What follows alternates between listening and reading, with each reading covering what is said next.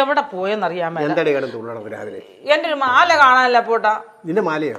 എന്റെ മാല ഞാൻ തലകൊണ്ട് ഊരി വെച്ച എന്നും കിടക്കാതെ ഊരി വെക്കണം. ഇന്നിപ്പോ അതില്ല. നീ വേറെ എവിടെയെങ്കിലും വെച്ച് കാണും. അല്ലാണ്ട് എവിടെ പോകാനാ? അവിടെ തന്നെ എന്റെ ദൈവം എത്ര പോലെ സാധനം അറിയാമോ, എനിക്കത് കിട്ടാഞ്ഞിട്ട്. എടി നീ എവിടെ വെക്കണ സാധാരണ?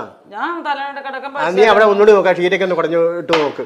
എന്റെ ദൈവമേ, എനിക്ക് കണ്ടില്ലേ പ്രശ്നമാണ് എനിക്ക്. എന്റെ ദൈവമേ, ഞാൻ എവിടെ പോയി തപ്പാനാ? പിന്നെ അവിടെ നോക്കിട്ടൊന്നും കാണുന്നില്ല, സ്ഥലവും ഇല്ല. നിങ്ങളുടെ പെങ്ങൾ ഇതിനകത്ത് കയറി കിടക്കുന്ന ഞാൻ കണ്ടതാ രാവിലെ.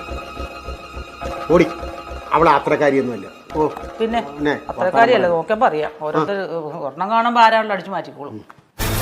നീ ആവശ്യമില്ലാത്ത വർത്താനൊന്നും പറയരുത്. അവളകത്തുണ്ട് കേട്ടോ. നിനക്ക് അവളെ പണ്ടേ ഇഷ്ടമില്ല എന്ന് വിചാരിച്ച് അവൾക്കോട് വരാണ്ടിരിക്കാൻ പറ്റുമോ? അവൾ എൻ്റെ പെങ്ങളാണ്. എനിക്ക് എൻ്റെ മാല. പിന്നെ നിന്റെ മാല ഇപ്പൊ അവളെടുക്കാൻ പോയില്ലേ? എന്താ രണ്ടുപേരും ഒരു കുശുകുശിപ്പ്? എന്ത് പറ്റി? പറ്റാനൊന്നുമില്ല. എൻ്റെ മാല കണ്ടില്ല, നോക്കാനാണ് ഒരു സ്ഥലവും ഇല്ല. മറ്റാരും ഇവിടെ വന്നിട്ടുമില്ല.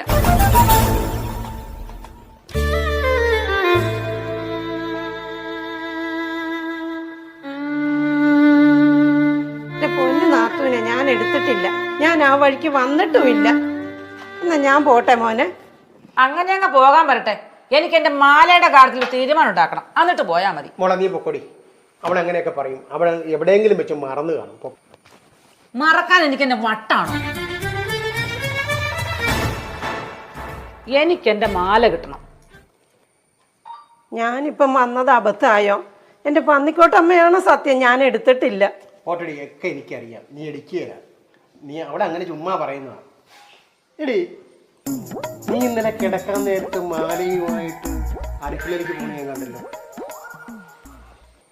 ആ ശരിയാ പോട്ടാ, ഞാനിന്നലെ അടുക്കളയെ കൊണ്ട പാത്രത്തിൽ മാല കഴുകാനിട്ട്, അതാ പറ്റി.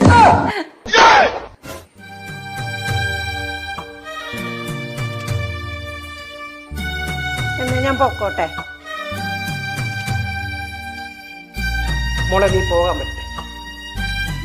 ചെറിയൊരു ചടങ്ങ് കൂടിയുണ്ട്. നീ വന്നേ, എന്നോട്ടൊരു കാര്യം പറയട്ടെ.